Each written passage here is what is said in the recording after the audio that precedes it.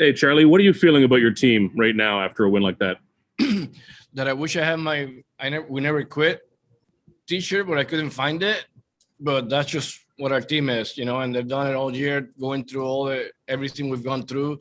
That was just awesome, after tying the game, and then they come back and, against one of the best relievers in baseball and take a 2-run lead and to come back and win that game. That's doesn't get any better than that. And for a team that needs a boost of energy going through September in this wild card race, what can this do for you moving forward? It's great. It's great to see the offense coming back, and the way they did it. It was awesome. It was a great game, and hopefully it is a boost. Well, it is a boost for sure, and to come back, that far down and to tie the game, and then after they came back and took the lead, and we did it again, three runs in the whatever was that in the ninth? I don't even know because it happened so quick. It was just awesome game. The happiness in there. I wish you guys can see it. Thank you, Charlie. You're welcome. Coach Shea.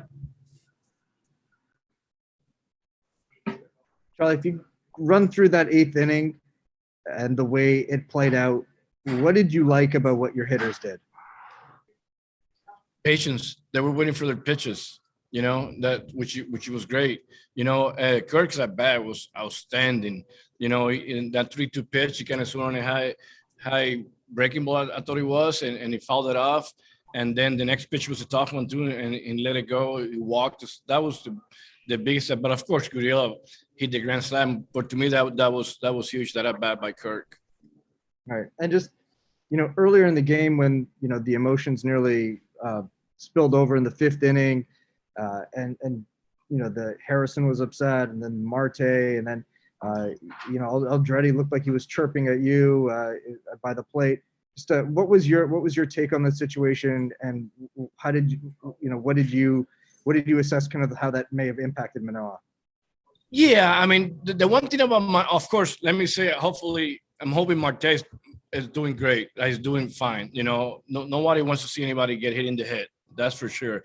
And I also know him. So, the reason I went out there is just to make sure, we're not hitting anybody on purpose, it's a tight game, and to make sure that nothing happened, of course. And they said a few words, but that doesn't, I get it. People being upset when one of your players gets hit in the head, that's fine, but then Manoah made an adjustment and struck out Lowry and got Chapman to hit a fly ball, and the one thing about, Manoah, he's going to hit guys because he pitches inside. And it's not on purpose. We all know that's not on purpose, but he will hit guys once in a while just because he's not afraid to go inside. And that's one of the reasons he's effective, because he's not afraid. Do you think that, Harrison's reaction might be in part because he's getting a bit of a reputation? There was the game with Baltimore earlier, and like you said, he's pitching inside a lot, that, maybe some guys are going to get upset. No, Josh, I also know Josh Harrison pretty well. He's a fiery guy. There's nothing wrong with that. I think that's pretty cool. I don't mind having guys like that. I think that's just how he plays, and that's why he's a good big player. All right. Thanks, Charlie. You're welcome. You're up, Caitlin. Hey, Charlie. Thank you.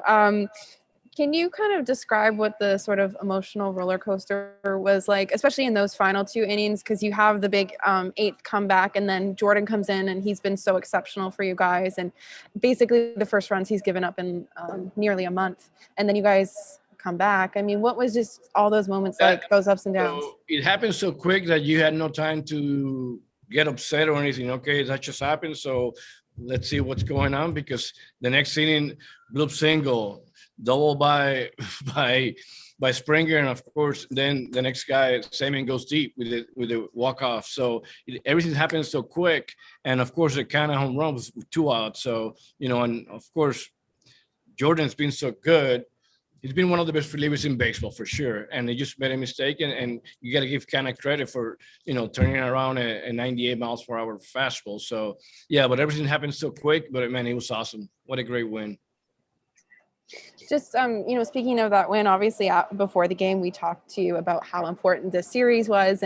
And to me, it felt like this almost had close to playoff atmosphere here today. What can this win do for the club? And do you think that it can be, a turning point for you guys?